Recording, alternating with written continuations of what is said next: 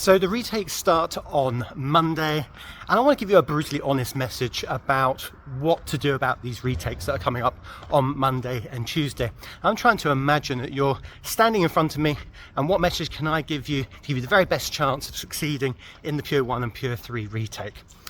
The first thing is it's an unfair situation. You know, some of you did this exam on April 29th for Pure 1, and now you're having to sit this over a month later.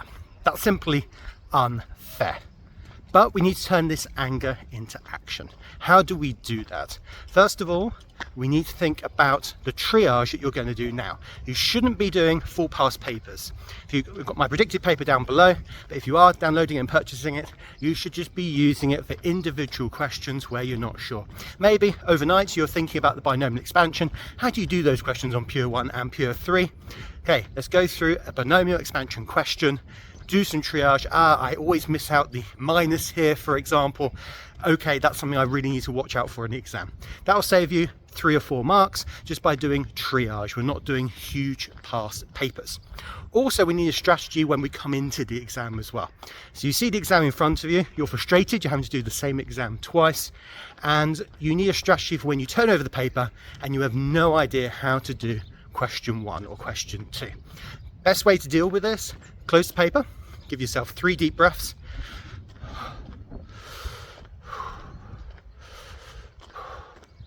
Open up that paper and then see if you can find a question you can start on. Get that pen flowing, get it going, get your brain back into that maths gear. It's been a long time since you've done Pure 1 or Pure 3.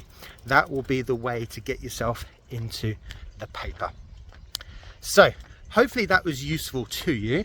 If you need any more advice, again, do pop out in the comments below, anything more specific. Again, I'll try and help as many of you as I can. I know it's going to be brutal, particularly for those doing Pure 1 and Pure 3, both back to back. There's no way around it. This has to be done. And obviously this has an effect on the Stats 1 mark as well. So I'll be using Pure 1 or Pure 3 to then assess Stats 1. So it's even more important than it was before. Very best of luck. I'm sure you'll do absolutely amazing, and then let me know how you're feeling, if anything I can do. If you need practice of Pure 1, Pure 3 and all of videos, then I'll put them up here.